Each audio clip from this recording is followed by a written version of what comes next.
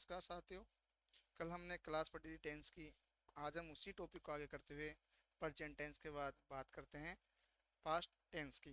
इसके भी चार प्रकार है: past indefinite tense, past continuous tense, past perfect tense और past perfect continuous tense.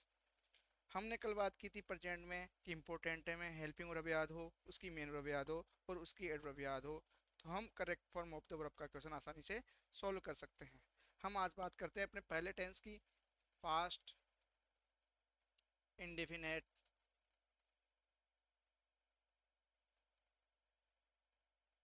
Tense. Past यानी भूतकाल, ऐसा कोई भी कार्य जो भूतकाल में हुआ है वो पास्ट टेंस में आता है। पास्ट टेंस का वाक्य हमेशा पास्ट में रहता है, ना तो प्रेजेंट में जाता है ना फ्यूचर में जाता है। इसके में पहचान बताए तो पहचान है कि ऐसा कोई भी वाक्य जिसके अंत में, हिंदी में कोई भी ऐसा वाक्य जिसके अंत में या, ये, था, थी, थे आदि शब्द आते हैं, तो वह वाक्य पास्ट इंडेफिनिट टेंस का होता है। जैसे वह जयपुर गया या वह जयपुर गया था।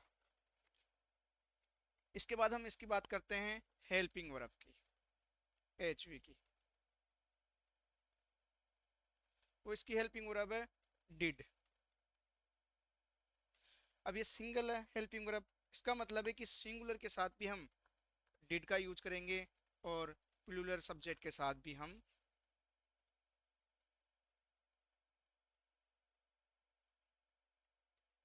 डिड। इसकी हेल्पिंग वर्ब है। सिंगुलर और प्लूरल दोनों कर्ताओं के साथ हम डिड का यूज करेंगे। इसके बाद इसकी बात करते हैं मेन वर्ब मुख्य क्रिया की। मुख्य क्रिया है इसकी V2, वर्ब की सेकंड फॉर्म। हमने प्रेजेंट इंडेफिनिट में पढ़ा कि वहां पे वर्ब की फर्स्ट फॉर्म का प्रयोग किया जाता है। हम यहाँ पे कौन पास्ट टेंस है तो पास्ट का मतलब सेकंड फॉर्म अधिक यूज आती है, तो हम वर्ब की सेकंड फॉर्म का यूज करेंगे। हमने वहां पे पढ़ा था कि एफर्मेटिव जो वाक्य होता है प्रेजेंट इंडेफिनिट टेंस में पढ़ा था कि जो एफर्मेटिव सेंटेंस होता है उसमें हम एच वी का प्रयोग नहीं करते हैं, हेल्पिंग वर्ब का प्रयोग नहीं करते हैं। हमने प्रेजेंट इंडेफिनिट टेंस के एफर्मेटिव सेंटेंस में पढ़ा था कि हम जब भी एफर्मेटिव वाक्य बनाते हैं तो हेल्पिंग वर्ब का यूज नहीं करते हैं, केवल हम एम वी का यूज करते हैं, केवल मेन वर्ब का प्रयोग करते हैं। सेम कंडीशन मैंने कल भी बताया था कि ऐसे ही दो टेंस अपने, तीन टेंसों के 12 टेंस होते हैं। उन 12 टेंसों में एक मात्र ऐसे टेंस है प्रेजेंट इंडेफिनिट टेंस और पास्ट इंडेफिनिट टेंस जिनके एफर्मेटिव वाक्यों में हेल्पिंग वर्ब का प्रयोग नहीं किया जाता है, मेन वर्ब का प्रयोग किया जाता है। जैसे बात करें अपन हेड को ऑप्शन में, आगे हम बात करें इसकी जो मेन वर्ब है वो V2 है। लेकिन जैसे अपन नेगेटिव बनाएंगे या फिर इंट्रोगेटिव बनाएंगे या फिर इंट्रोगेटिव प्लस नेगेटिव बनाएंगे, एफर्मेटिव के अलावा जैसे अपन नेगेटिव बनाएंगे, इंट्रोगेटिव बनाएंगे या इंट्रोगेटिव प्लस नेगेटिव बनाएंगे, तब हेल्पिंग वर्ब अपनी हेल्पिंग वर्ब डिड, डिड के साथ वी फर्स्ट का यूज किया जाएगा। एक बार और ध्यान से सुनना। जैसे हम एफर्मेटिव के अलावा इंट्रोगेटिव बनाते हैं, नेगेटिव बनाते हैं, इंट्रोगेटिव प्लस नेगेटिव बनाते हैं, तो हेल्पिंग वर्ब इस टेंस की डिड है उसका यूज करेंगे और डिड के साथ वर्ब की फर्स्ट फॉर्म यूज आएगी, V2 नहीं आएगी, जो मैंने अभी बताया कि इसकी मेन वर्ब V2 है। लेकिन ये V2 केवल एफर्मेटिव सेंटेंस में ही काम आएगी। इसमें काम आएगी अपने एफर्मेटिव सेंटेंस में।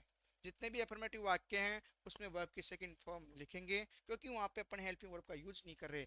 लेकिन जैसे ही हम नेगेटिव बनाएंगे, नकारात्मक वाक्य बनाएंगे या प्रश्नवाचक इंट्रोगेटिव बनाएंगे या नकारात्मक प्रश्नवाचक इंट्रोगेटिव प्लस नेगेटिव बनाएंगे, तब हेल्पिंग वर्ब डिड का यूज करेंगे और डिड के साथ हम वर्ब की फर्स्ट फॉर्म का यूज करेंगे। इसके बाद अपन बात करते हैं कि किस प्रकार हम इसकी एडवर्ब का यूज करेंगे। जिसकी क्रिया विशेषण है, जिसकी एडवर्ब्स है, वो आपने पढ़ी होगी यस्टरडे, जिसको बोलते हैं बीता हुआ कल। यस्टरडे अगर आप दूसरा नाम बोल दें तो इसको बोलते हैं द प्रीवियस डे। जो अपन डायरेक्ट इनडायरेक्ट में यस्टरडे को द प्रीवियस डे में चेंज करते हैं। इसके बाद दूसरे की बात करते हैं, वो है अगो। तीसरी इसकी एडवर्ब होती है लास्ट प्लस टाइम। लास्ट के साथ कोई भी समय सूचक शब्द हो तो इसकी एडवर्ब होती है। और चौथे की बात करें तो होता है इन प्लस पास्ट टाइम। इनके साथ कोई भी बीता हुआ समय आ रहा है तो वह भी पास्ट इंडेफिनिट टेंस का वाक्य होगा। अपने को इसमें चार एडवर्ब याद रखनी है, यस्टरडे, अगो, लास्ट के साथ कोई समय सूचक शब्द हो या फिर इनके साथ कोई समय सूचक शब्द हो। तो हम उस टेंस में अगर एफर्मेटिव वाक्य है तो V2 का प्रयोग करेंगे, अगर नेगेटिव है, इंट्रोगेटिव प्लस नेगेटिव है तो डिड के साथ वी फर्स्ट का यूज किया जाएगा। सबसे इंपॉर्टेंट चीज यही है, एफर्मेटिव वाक्य है तो वर्ब की सेकंड फॉर्म का यूज होगा, लेकिन वाक्य नेगेटिव, इंट्रोगेटिव प्लस नेगेटिव है तो डिड के साथ वर्ब की फर्स्ट फॉर्म का यूज किया जाएगा। सबसे ज्यादा कंफ्यूजन करने वाले टेंस दो ही है, प्रेजेंट इंडेफिनिट टेंस और पास्ट इंडेफिनिट टेंस, क्योंकि इनके एफर्मेटिव वाक्यों में हम हेल्पिंग वर्ब का यूज नहीं करते हैं। अब एग्जांपल की बात करें, सी खालिस्तान गो टू कोटा यस्टरडे। जैसे मैंने एक सेंटेंस लिखा, she go to Kota yesterday, तो हमें इसमें कौन सी एडवर्ब मिल रही है? हमें इसमें जब हमने इसको देखा तो हमें यस्टरडे दिखा हुआ मिल रहा है। और हमने अभी पढ़ा है कि यस्टरडे कौन से टेंस की एडवर्ब है? यस्टरडे पास्ट इंडेफिनिट टेंस की एडवर्ब है। और ये एफर्मेटिव वाक्य है क्योंकि इसमें ना तो नोट आ रहा है, न इंट्रोगेटिव क्वेश्चन आ रहा है, अर्थात साइन ऑफ इंट्रोगेशन भी नहीं आ रहा है, न इंट्रोगेटिव प्लस नेगेटिव नहीं आ रहा है। ऐसे वाक्य जिसमें नोट भी नहीं हो, इसमें साइन ऑफ इंट्रोगेशन भी नहीं हो, तो वह वाक्य कौन सा होता है? एफर्मेटिव वाक्य होता है, साधारण वाक्य होता है, पॉजिटिव वाक्य होता है। उसमें अपन यूज करेंगे कौन सी? हमने अभी देखा है कि इसकी मेन वर्ब क्या है, V2 वर्ब की सेकंड फॉर्म का यूज करेंगे। गो की सेकंड फॉर्म होती है गो, वेंट, गोन। गो फर्स्ट फॉर्म है, वेंट सेकंड फॉर्म है, थर्ड फॉर्म होती है गोन। तो गो की सेकंड फॉर्म लिख देंगे यहाँ पर वेंट। इसी प्रकार अपन दूसरे एग्जांपल की बात करें, I take tea a few minute ago. तो हमने यहाँ पे देखा कि क्या होना चाहिए, अगो। यहाँ पे क्या मिल गया हमें? अगो मिल गया, जो हमारी एडवर्ब है। इससे हमें पता लगा टेंस कौन सा है, हमें पता लगा ये टेंस है पास्ट इंडिपेंडेंट टेंस, एफर्मेटिव वाक्य है। तो हमें पता है जब भी हमें yesterday, ago, last plus time, in plus time मिल जाए तो हमें वर्ब की सेकंड फॉर्म ऑप्शन में बढ़नी है। टेक की सेकंड फॉर्म होती है टुक, फर्स्ट फॉर्म होती है टेक, हमेशा वर्ब में फर्स्ट फॉर्म दी जाती है। सेकंड फॉर्म होती है टुक, थर्ड फॉर्म होती है टेकन। टेक, टुक, टेकन, गो, वेंट, गोन। इसी प्रकार अपन बात करें आगे एग्जाम्पल की, यू लीव दिस स्टेशन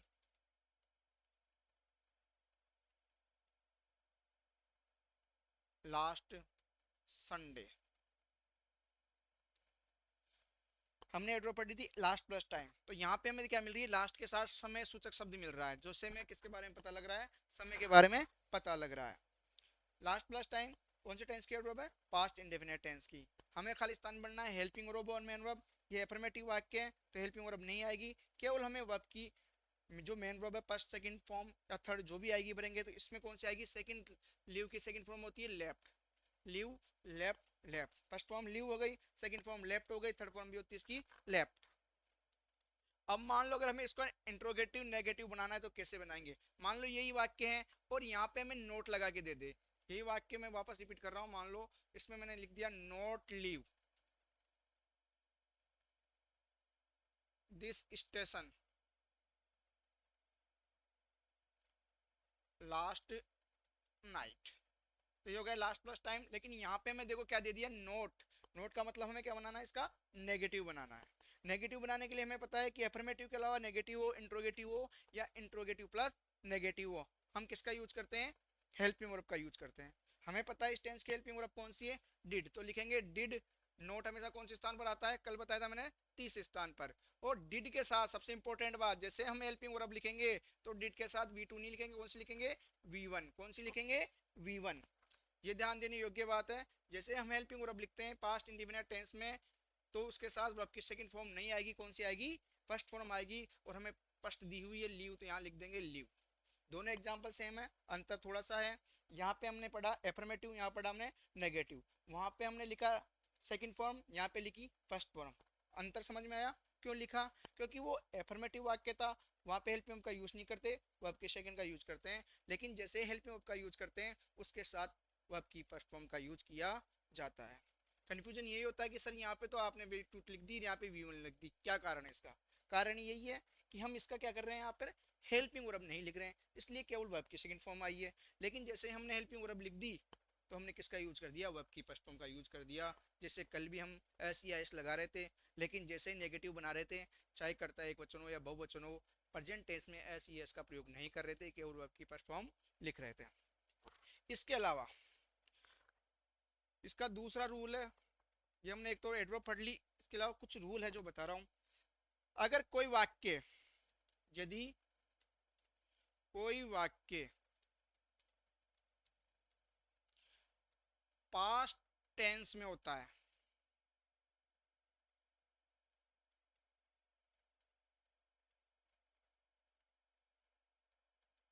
यदि कोई वाक्य पास्ट टेंस में होता है, यदि कोई वाक्य किस में होता है, फास्ट टेंस में होता है, तो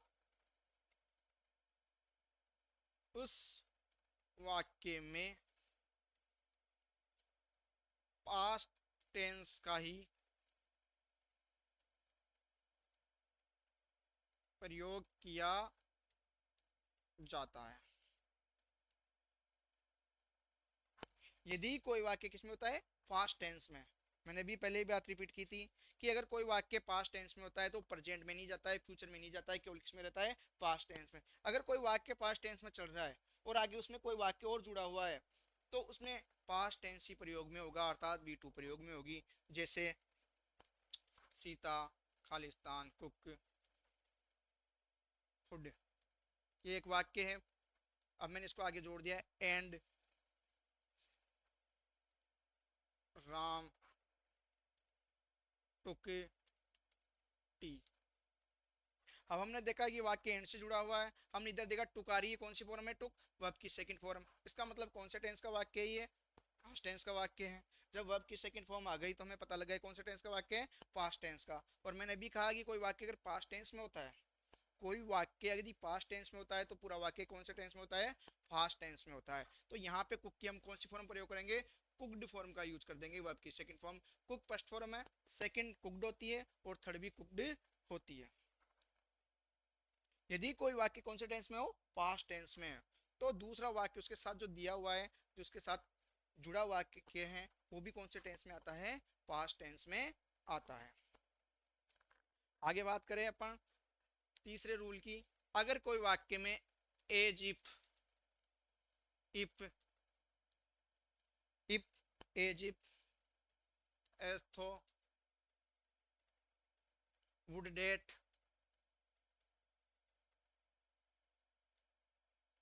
इट इज टाइम,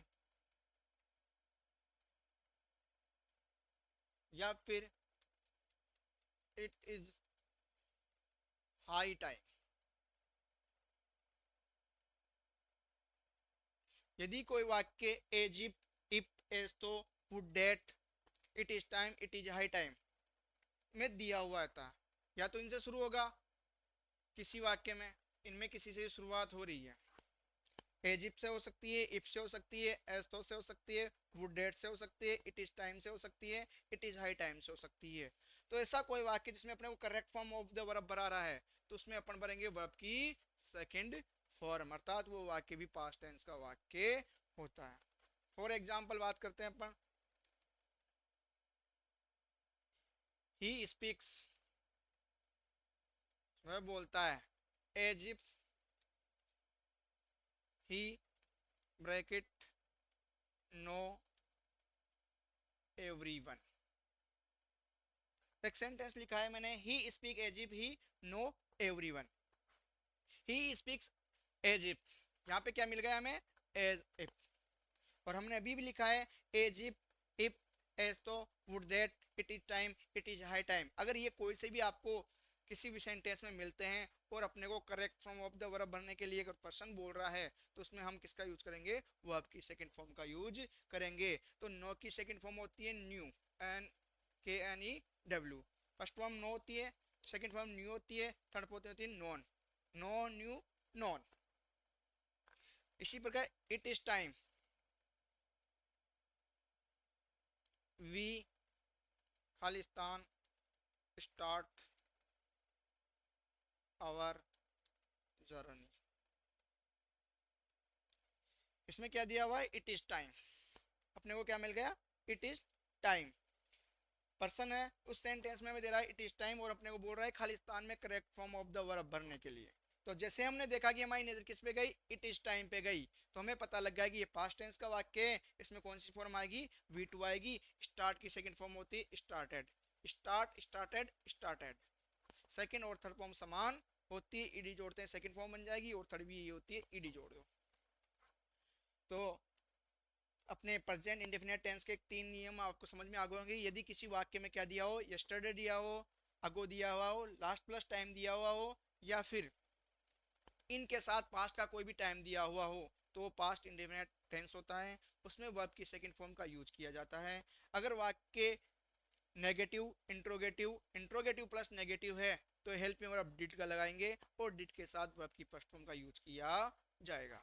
इसके बाद हमने देखा कि अगर कोई वाक्य पास्ट टेंस में है तो उसके साथ कोई दूसरा कनेक्टेड वाक्य है, वो भी पास्ट टेंस में ही होगा, अर्थात उसमें भी V2 का प्रयोग करेंगे।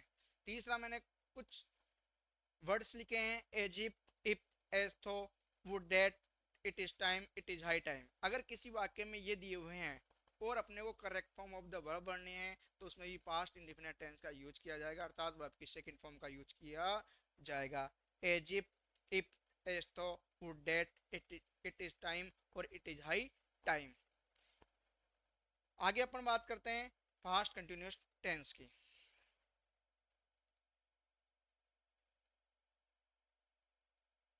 पास्ट कंटिन्यूअस टेंस, इसकी पहचान हमने पढ़ा था प्रेजेंट में रहा है, रही है, रहे हैं। इसमें है की जगह क्या लग जाएगा, पास्ट में तो था, तो ये बन जाएगा रहा था, रही थी, रहे थे, अर्थात कोई काम चल रहा था वो पास्ट में चल रहा था। इसके बाद इसकी बात करते हैं हेल्पिंग वर्ब की। इसकी हेल्पिंग वर्ब होती है वाज और वर। सिंगुलर के साथ वाज आएगा, सिंगुलर अगर सब्जेक्ट है तो वाज का प्रयोग करेंगे, और अगर प्लूरल सब्जेक्ट है तो वर का यूज किया जाता है। लेकिन यहाँ पे एक ध्यान रखना कि आई को सब जगह बहुवचन माना गया है, आई को सब जगह बहुवचन माना गया है, लेकिन एकमात्र टेंस है जिसमें आई के साथ किसका प्रयोग किया जाता है, वाज का प्रयोग किया जाता है, वर का प्रयोग नहीं किया जाता। जिस प्रकार हमने प्रेजेंट कंटिन्यूअस टेंस में पढ़ा है कि एम के साथ आई लगता है, उसी प्रकार वाज के साथ आई लगाया जाता है, न कि वर। इसके अलावा हमने पढ़ा कि आई को हम बहुवचन मानते हैं, लेकिन इस टेंस में आई के साथ वाज का प्रयोग किया जाएगा, क्योंकि बहुवचन के अकॉर्डिंग तो वर आना चाहिए था, लेकिन एकमात्र ऐसा टेंस है जिसमें आई को एकवचन मान के किसका प्रयोग करते हैं, वाज का। इसके बाद मैंने कल बताया था कि ऐसा कोई सा भी टेंस हो जिसमें कंटिन्यूअस नाम आ जाए, उसमें वर्ब की फर्स्ट फॉर्म के साथ आईएनजी का प्रयोग किया जाता है, अर्थात बी फर्स्ट में आईएनजी। ऐसा कोई सा भी टेंस जिसमें कंटिन्यूअस शब्द लिखा हुआ जाए, चाहे वो प्रेजेंट का हो, चाहे वो पास्ट का हो, चाहे वो फ्यूचर का हो, V4 अर्थात वी फर्स्ट में आईएनजी का प्रयोग किया जाएगा। इंपॉर्टेंट चीज ध्यान रखना, आई के साथ क्या लगाएंगे, वाज। बाकी जो भी बहुवचन के साथ वर रहेगा, सिंगुलर के साथ वाज आएगा, और मेन वर्ब वी फर्स्ट में आईएनजी लगाएंगे। इसके बाद अपन बात करते हैं इसकी एडवर्ब्स की। एडवर्ब बिल्कुल इजी है कि इसमें जब भी कोई वाक्य वहन से जुड़ा हुआ है, ऐसा कोई वाक्य जो वहन से जुड़ा हुआ है, ऐसा भी कोई वाक्य जो किससे जुड़ा हो, वहन से जुड़ा हुआ हो, तो उसमें एक तरफ V2 दी हुई हो तो अपन खालिस्तान में वी फर्स्ट में आईएनजी का प्रयोग करते हैं। ऐसा कोई वाक्य जो किससे जुड़ा हो, वहन से, ऐसा कोई वाक्य जो वहन से जुड़ा हुआ हो और उसमें एक तरफ V2 दी हुई हो तो एक तरफ अपन वी फर्स्ट में आईएनजी का प्रयोग करते हैं, क्योंकि हमें किससे पता लगा, यहाँ पे पास्ट टेंस हो गया V2 से, V2 का मतलब पास्ट इंडेफिनिट टेंस हो गया, तो इसका मतलब प्रेजेंट में नहीं जा सकता, फ्यूचर में नहीं जा सकता, तो ये यहाँ पे आ जाएगा पास्ट कंटिन्यूस टेंस का प्रयोग किया जाएगा। फॉर एग्जाम्पल, आई खालिस्तान read books when my brother came out. मैंने एक सेंटेंस लिखा है आई खालिस्तान read book when my brother came out. तो हमने यहाँ पे देखा वाक्य किससे कनेक्टेड है, ये व्हेन से। वाक्य, दो वाक्य जुड़े हुए हैं, किससे कनेक्टेड है, व्हेन से। व्हेन के बाद हमने देखा कि यहाँ पे केम कम कौन सी फॉर्म आ रही है, V2 आ रही है। कम फर्स्ट फॉर्म होती है, केम सेकंड फॉर्म होती है, और थर्ड भी कम होती है।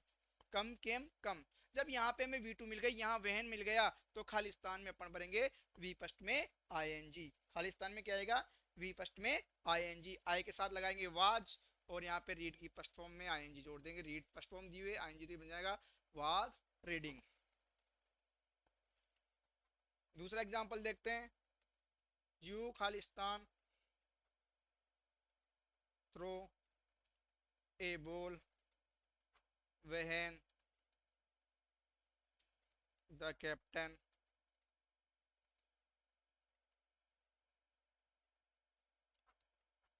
Spoke you. You throw a ball when the captain spoke you. ये वाक्य किससे जुड़ा हुआ है, व्हेन से। और व्हेन के बाद कौन सी फॉर्म आ रही है यहाँ पे, V2। Speak spoke spoken. Speak यानी होता है बोलना, स्पीक फर्स्ट फॉर्म होती है, सेकंड फॉर्म होती है स्पोक, और थर्ड फॉर्म होती है स्पोकन। तो यहाँ पे V2 आ रही है, और V2 के साथ व्हेन से जुड़ा हुआ, तो यहाँ पे लिख देंगे हेल्पिंग वर्ब, लिखेंगे वर। यू बहुवचन है तो वर आ जाएगा, यहाँ पे आ जाएगा थ्रो। थ्रो में क्या जोड़ देंगे, ING। अब आप लोगों के साथ समस्या है थोड़ी, ये भी चल रहा होगा किसी के दिमाग में कि यहाँ पे भी यू लिख दिया सर आपने, और यहाँ पे भी यू लिख दिया, डबल यू आ गया इसमें। तो यू आपने प्रोनाउन पढ़े होंगे, यू योवर यू। तो ये जो मैंने शुरू में लिखा है, ये तो क्या है, सब्जेक्ट रूप है इसका, उस प्रोनाउन का। और जो मैंने यहाँ वर्ब के बाद लिखा हुआ है, ये कौन सा रूप है, उसका ऑब्जेक्ट रूप है। यदि वर्ब के पहले यू आ रहा है तो वो सब्जेक्ट पर्सन है, और यदि वर्ब के बाद आ रहा है तो वो ऑब्जेक्ट पर्सन है। क्लियर। इसके बाद आगे चलते हैं, past perfect tense. Past perfect tense. Past perfect tense में कोई काम पूरा हो चुका होता है।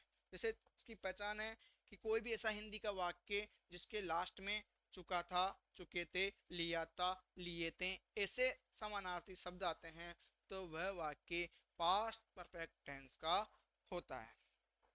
इसके बाद हम इसकी बात करें, इसकी हेल्पिंग वर्ब होती है। प्रेजेंट में हमने पढ़ा था हैज और हैव। हैज हैव का ही पास्ट बनता है हेड। इसकी जो हेल्पिंग वर्ब होती है वो होती है हेड। इसके बाद इसकी होती है मेन वर्ब होती है। जो भी मैंने कल भी बताया था कि ऐसा कोई सा भी टेंस जिसमें परफेक्ट नाम आ जाए, चाहे वो प्रेजेंट का हो, चाहे पास्ट का हो, या फ्यूचर का हो, परफेक्ट आते हैं उसमें मेन वर्ब आएगी वी थर्ड। अब ये हेड यहाँ पे सिंगुलर है, जब हमारे पास ऑप्शन ही नहीं है, एक ही है, जब अपने को एक वचन में ये एक ही वर्ड दिया हुआ है हेड, इसका मतलब है कि सिंगुलर के साथ भी यही आएगी और बहुवचन के साथ भी यही आएगी। तो हेड का जो अपन यूज करेंगे वो सिंगुलर के साथ और प्लूरल के साथ, दोनों के साथ हमें कौन सी हेल्पिंग वर्ब लगानी है, हेड हेल्पिंग वर्ब का यूज करना है। अब बात करते हैं अपन correct form of the verb की। इस सेंटेंस में correct form of the verb के लिए दो हैं, एक तो होता है बिफोर, एक होता है आफ्टर। बिफोर और आफ्टर। बिफोर यानी पहले, आफ्टर यानी बाद में। बिफोर यानी पहले, आफ्टर यानी बाद में। सीधा सा नियम है, बिफोर के पहले हेड प्लस वी थर्ड आती है, और बिफोर के बाद V2 आती है। इसका उल्टा हो जाएगा, आफ्टर में पहले वाले वाक्य में V2 आएगी, और आफ्टर के बाद वाले वाक्य में हेड प्लस वी थर्ड का प्रयोग करेंगे। बिल्कुल इजी क्वेश्चन आता है, कोई वाक्य बिफोर से जुड़ा हुआ है या आफ्टर से जुड़ा हुआ है, तो हमें देखना है कि हेड प्लस वी थर्ड दी हुई है तो V2 बननी है, और V2 दी हुई है तो हेड प्लस वी थर्ड बननी है। सीधा सा अपने को एक करेक्ट फॉर्म ऑफ वर्ब ढूंढनी पड़ेगी, दूसरी अपने आप भर सकते हैं। बिफोर यानी पहले, ऐसा कोई काम जो पहले हो गया हो उसमें हेड प्लस वी थर्ड आएगी और बाद में V2 आएगी। ऐसा काम जो बाद में हो उसमें V2 आएगी और बाद में हेड प्लस वी थर्ड आएगी। आपको इतना सा याद रखना है, जिसको मैं बॉक्स में बंद कर रहा हूँ, इतना सा याद रखना है कि अगर कोई वाक्य आफ्टर या बिफोर से जुड़ा हुआ है, कोई वाक्य किससे जुड़ा हुआ है, आफ्टर या बिफोर से, तो बिफोर के पहले हेड प्लस वी थर्ड का प्रयोग करना है और हेड बिफोर के बाद वी टू का यूज करना है। इसी प्रकार आफ्टर में इसका उल्टा हो जाएगा, आफ्टर में पहले वी टू आएगी और आफ्टर के बाद वाले वाक्य में हेड प्लस वी थर्ड आएगी। जैसे आपके सामने भी पढ़ाया होगा, आपने पढ़ा होगा कि डॉक्टर के आने से पहले मरीज मर चुका था, मेरे स्टेशन जाने से पहले ट्रेन जा चुकी थी, ऐसे वाक्य आपने पढ़े होंगे, ये वही है। अब इसको अपन खालिस्तान में कैसे भरेंगे, एग्जाम्पल देखते हैं। द पेशेंट खालिस्तान die before the doctor came. ये वाक्य किससे जुड़ा हुआ है, यहाँ से बिफोर से, ये वाक्य बाई बिफोर से जुड़ा हुआ है। अब हमें देखना है कि इसमें बी टू दिए हुए हेड प्लस वी थर्ड दे रहा है, तो हमने यहाँ पे बिफोर के बाद देखा तो यहाँ पे के हमारा सेकंड फॉर्म आ गई, बिफोर आ गया और सेकंड फॉर्म आ गई, इसका मतलब हमें सीधा सा पता है पहले वाले में क्या बढ़नी है, हेड प्लस वी थर्ड। कौन सी फॉर्म बढ़नी है, हेड प्लस वी थर्ड। तो हेड और डाई की थर्ड फॉर्म होती है डाइड, डाई डाइड डाइड। इसी प्रकार the train Khalistan leave the station before I reached. यहाँ पे हमने किससे जोड़ दिया इसको, बिफोर से, यहाँ पे रीच कौन सेकंड कौन सी फॉर्म आ रही है, V2। हमने अभी पढ़ा है बिफोर के पहले हेड प्लस वी थर्ड आती है और बिफोर के बाद V2 आती है। जैसे हमने सेंटेंस को चेक किया, यहाँ पे बिफोर आ रहा था और बाद में V2 आ रही है, इसका मतलब पहले वाले वाक्य में क्या बननी है अपने को, हेड प्लस वी थर्ड, तो हेड लेफ्ट हो जाएगा। ये लीव की थर्ड फॉर्म क्या हो जाएगी, लेफ्ट, लीव लेफ्ट लेफ्ट। इसी प्रकार आफ्टर में होगा, आई खालिस्तान wash my shirt after my father had gone to office. यह वाक्य किससे जुड़ा हुआ है, आफ्टर से। किससे जुड़ा हुआ है, आफ्टर से। मैंने भी लिखा है कि आफ्टर के पहले V2 आती है और आफ्टर के बाद हेड प्लस वी थर्ड आती है। तो हमने आफ्टर के बाद देखा है सब्जेक्ट आ गया, सब्जेक्ट के बाद हमने देखा हेड प्लस वी थर्ड आ गई, हेड गोन। तो इसका मतलब आफ्टर के पहले वाले वाक्य में क्या बढ़नी है, आफ्टर के पहले वाले वाक्य में अपने को बढ़नी है वो आपकी सेकंड फॉर्म, वास्ट की सेकंड फॉर्म होती है vast, vast vast vast. Exam में हमें यही देखना है कि क्या बढ़ना है, सीधा सा हमें देखना है कि एक तरफ V2 मिलेगी, एक तरफ हेड प्लस वी थर्ड मिलेगी। अगर V2 दी है तो हेड प्लस वी थर्ड बढ़नी है, अगर हेड प्लस वी थर्ड दे रहा है तो अपने को V2 बढ़नी है। बिल्कुल इजी क्वेश्चन है, केवल आफ्टर या बिफोर चेक करना है और ये देखना है कि V2 दी हो या हेड प्लस वी थर्ड दिए, दोनों में से एक दिया होगा, एक बढ़नी है। अगर हेड प्लस वी थर्ड दे रखा है तो V2 बढ़नी है, और अगर वर्ब की सेकंड फॉर्म दे रखी है तो हेड प्लस वी थर्ड बढ़नी है, चाहे वाक्य बिफोर से जुड़ा हो या आफ्टर से जुड़ा हो। आपको एक चीज जरूर मिलेगी उसमें, या तो आपको उस एग्जाम में V2 मिल जाए या इसके साथ हेड प्लस वी थर्ड मिल जाए, दोनों में से एक मिलेगी। तो एक तरफ जो आएगी बिफोर में बाद में आती है और आफ्टर में पहले V2 आती है।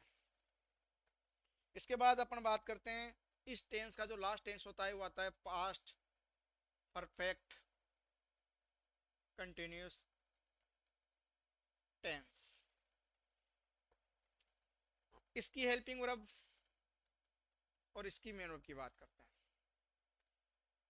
परफेक्ट पहले आ रहा है तो इसकी हेल्पिंग वर्ब लिखेंगे और बाद में कंटिन्यूस आता है इसकी लिखेंगे मेन वर्ब। तो इसकी हेड के आगे क्या जोड़ देंगे, बिन। अभी हमने पढ़ा परफेक्ट की हेल्पिंग वर्ब होती है हेड, और इसको परफेक्ट कंटिन्यूस बनाने के लिए हेल्पिंग वर्ब क्या जोड़ेंगे, बिन। और जहां पे भी कंटिन्यूस आ जाए उसमें आ जाएगा बी फोर, अर्थात बी फर्स्ट में आईएनजी, अर्थात बी फर्स्ट में आईएनजी। अब बात करते हैं आगे। ये वाक्य जो होता है इसमें होता है से रहा है, से रही थी, से रहे थे। और जो मैंने कल भी बताया था कि जो से दिया हुआ है, जो ये से दिया होता है वो टाइम के साथ आता है, विद टाइम। और टाइम के लिए अपन किसका प्रयोग करते हैं, सिंस या फोर। टाइम के लिए अपन किसका प्रयोग करते हैं, सिंस या four. Since point of time, four period of time.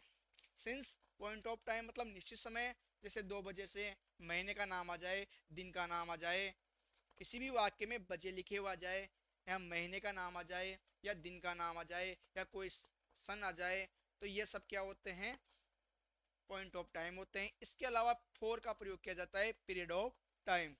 उसमें अवधि आती है, कोई फिक्स समय नहीं आता है, जैसे 2 महीने से, 7 दिन से, 5 दिन से, 3 घंटे से, ऐसे कोई भी शब्द आते हैं तो उसके लिए फोर का यूज किया जाता है। अब फिर अपने सामने समस्या है कि सर किसी वाक्य में सिंस और फोर ही आए और हमें पता नहीं लग रहा कि ये वाक्य प्रेजेंट का है, पास्ट का है या फ्यूचर का है। सिंस या फोर ही आए और हमें ये नहीं पता कि ये वाक्य प्रेजेंट का है, पास्ट का है, फ्यूचर का है। तो इसका सीधा सा है, अगर ऐसा कोई भी वाक्य जिसके लास्ट में सिंस फोर प्लस टाइम, जो एडवर्ब मैंने कल लिखाई थी प्रेजेंट में, ये मिल जाए और पता नहीं लगे कि ये टेंस कौन से का है, तो हम उसको प्रेजेंट परफेक्ट कंटिन्यूस टेंस का ही मानेंगे। ऐसा वाक्य जिसके लास्ट में एडवर्ब दी हो सिंस फोर प्लस टाइम, तो हमारे सामने समस्या ये आती है कि तीनों में since four plus time adverb है, प्रेजेंट का माने, पास्ट का माने या फ्यूचर का माने, तो सबसे बढ़िया सॉल्यूशन यही है। अगर आपको कुछ कनेक्टेड चीज नहीं मिल रही थी जिससे टेंस का पता नहीं लग रहा, तो वह वाक्य किसका माना जाएगा, सिंस फोर प्लस टाइम दिया है तो प्रेजेंट परफेक्ट कंटिन्यूस टेंस का ही माना जाएगा। एग्जांपल से समझते हैं कैसे। आई खालिस्तान write a novel since morning. एक सेंटेंस तो ये लिखा मैंने। दूसरा मैंने लिखा सी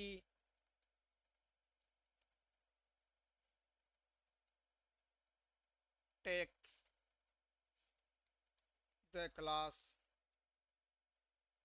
सिंस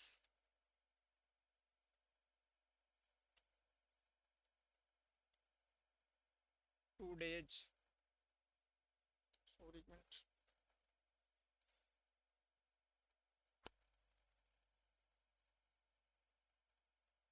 सिंस मंडे यस्टरडे। मैं दो सेंटेंस लिखे हैं मैंने।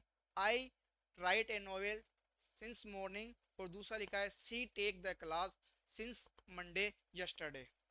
पॉइंट ऑफ टाइम आ रहा है तो इसलिए हमने सिंस का प्रयोग किया, पीरियड ऑफ टाइम आता तो हम फोर का प्रयोग करते हैं। अब पहले वाले वाक्य की बात करें, I write a novel since morning, हमें आ गया सिंस फोर प्लस टाइम। दूसरे वाले वाक्य सिंस फोर प्लस टाइम, दोनों में अंतर दिख रहा होगा कि यहाँ पे सिंस प्लस मॉर्निंग है और यहाँ पे सिंस के साथ क्या दिया हुआ है, आगे मॉर्निंग के बाद यस्टरडे दिया हुआ है। क्या दिया हुआ है, यस्टरडे। पहले की बात करें, I write a novel since morning, इसमें हमें पता नहीं लग रहा कि पास्ट का है, प्रेजेंट का है, फ्यूचर का है, क्योंकि ना तो इसमें प्रेजेंट की एडवर्ब दे रखी है साथ में, ना पास्ट की एडवर्ब दे रखी, न फ्यूचर की। तो ये किसका होगा, प्रेजेंट का होगा। प्रेजेंट में अपन आई के साथ क्या लिखेंगे, हैव बीन, और राइट की तरफ क्या जोड़ देंगे, आई इकोटा के आईएनजी, ये बन जाएगा। अब दूसरा है she take the class since Monday yesterday, हमारे पास यस्टरडे मिल गया और हमें पता है यस्टरडे पास्ट इंडेफिनिट टेंस की क्या है, एडवर्ब। यस्टरडे किसकी एडवर्ब है, पास्ट इंडेफिनिट टेंस की। यहां तक तो मैं अब क्या मिल गया, सिंस मंडे आता है, इसका मतलब होगा ये परफेक्ट कंटिन्यूस टेंस होगा। यहाँ तक तो मुझे पता लगा कि कौन सा टेंस होगा, परफेक्ट कंटिन्यूस टेंस होगा। लेकिन पास्ट का माने, प्रेजेंट का माने या फ्यूचर का माने, तो यहाँ से जैसे हमने यस्टरडे देखा, यस्टरडे कौन से टेंस में आता है, पास्ट में, तो ये क्या बन गया, पास्ट परफेक्ट कंटिन्यूस टेंस। जैसे पास्ट बन गया तो यहाँ क्या लिखेंगे, हेड बिन, और टेक की थर्ड फॉर्म होते आईएनजी जोड़ देंगे, थर्ड फॉर्म नहीं सॉरी, आईएनजी जोड़ेंगे तो क्या बन जाएगा, टेकिंग। तो हमने आज की क्लास में पास्ट टेंस के चारों टेंस पूरे किए हुए हैं। एक बार फिर मैं इसका रिवीजन करवा देता हूँ। पहला हमने पढ़ा पास्ट इंडेफिनिट टेंस, इसकी एडवर्ब हमने पढ़ी यस्टरडे, अगो, लास्ट प्लस टाइम और इन प्लस टाइम। तो वर्ब की फर्स्ट फॉर्म के साथ डिड आता है, और डिड नहीं लगाते तो वर्ब की सेकंड फॉर्म का प्रयोग करते हैं। इसके बाद हमने पढ़ा पास्ट कंटिन्यूस टेंस, ऐसा कोई वाक्य जो किससे जुड़ा हो, वहन से जुड़ा हो, तो वी टू आएगी एक तरफ, was verb plus V first में आईएनजी आएगी। इसके बाद हमने पढ़ा पास्ट परफेक्ट टेंस।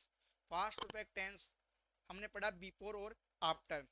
बिफोर के पहले had plus V third, before के पहले हेड प्लस वी थर्ड आती है और बिफोर के बाद वाले वाक्य में वी टू आती है। सेम इसी का उल्टा हो जाएगा आफ्टर वाले वाक्य में। अगर कोई वाक्य आफ्टर से जुड़ा हुआ है तो आफ्टर के पहले वी टू आती है और आफ्टर के बाद हेड प्लस वी थर्ड आती है। इसके बाद बात करते हैं past perfect continuous tense. Since four plus time ही दे रखा है, उसके आगे कोई भी ऐसी एडवर्ब नहीं है जिससे पता चले कि प्रेजेंट है, पास्ट है, फ्यूचर है, तो वह प्रेजेंट परफेक्ट का ही माना जाएगा। Sorry, present perfect continuous tense का माना जाएगा। लेकिन अगर सिंस फोर प्लस टाइम के साथ हमें एडवर्ब मिल जाए, जैसे यस्टरडे आ जाए, अगो आ जाए, लास्ट प्लस टाइम आ जाए, इन प्लस टाइम आ जाए, जिससे हमें पता लगा कि ये पास्ट के बारे में बात कर रहा है, तो उसको पास्ट परफेक्ट कंटिन्यूस टेंस का माना जाएगा। इसके अलावा मैंने कुछ रूल लिखाए थे पास्ट इंडिपेंडेंट टेंस में कि मान लो कोई वाक्य में एजिप दिया हुआ हो, इफ दिया हुआ हो, वुड देर दिया हुआ हो, एज तो दिया हुआ हो, इट इज टाइम दिया हुआ हो, इट इज हाई टाइम दिया हुआ हो, तो वर्ब की सेकंड फॉर्म का प्रयोग किया जाता है। अर्थात ऐसे वाक्य जिनमें एजिप, इफ, एज तो, would that, it is time, it is high time दिया हुआ हो, तो वह वाक्य पास्ट इंडिपेंडेंट टेंस का होता है। तो हम उसमें कौन सी फॉर्म का यूज करेंगे? वर्ब की सेकंड फॉर्म का यूज करेंगे। साथ ही मैंने एक और चीज बताई थी कि कोई वाक्य जुड़े हुए हैं और वो वाक्य पास्ट टेंस में है तो उसमें पास्ट टेंस ही आएगा, क्योंकि पास्ट का वाक्य कभी भी प्रेजेंट और फ्यूचर में नहीं जाता है। तो साथियों, हमने कल क्लास ली, आज क्लास ली। हम आपकी ये BSTC की स्पेशल से क्लास चला रहे हैं क्योंकि टाइम कम, इसलिए हम एग्ज़ाम ओरिएंटेड क्लास ही ले पा रहे हैं। हम इस क्लास के माध्यम से आप तक हमसे जो हो रहा है वो आप तक पहुंचाने की प्रयास कर रहे हैं। तो कल हमने प्रेजेंट टेंस को पूरा किया, आज हमने पास्ट टेंस को पूरा कर लिया है। आपकी कोई समस्या है तो आप क्या करो, हमें कमेंट बॉक्स में बताएं। और हमारी अगर पढ़ाई अच्छी लग रही है, हम जो आपको कंटेंट दे रहे हैं वो अच्छा लग रहा है, तो आप हमारा उत्साहवर्धन करके आपसे जो भी लाइक सब्सक्राइब करने की कोशिश करें और इस क्लास को लें, क्योंकि ये क्लास आपके BSTC एग्जाम में बहुत लाभदायक होगी। आपको इनमें से 100% क्वेश्चन मिलेंगे। वर्ब कोई भी हो सकती है लेकिन तरीका यही आएगा और आप आसानी से उन चीज़ों को टैकल कर सकते हो। Thank you.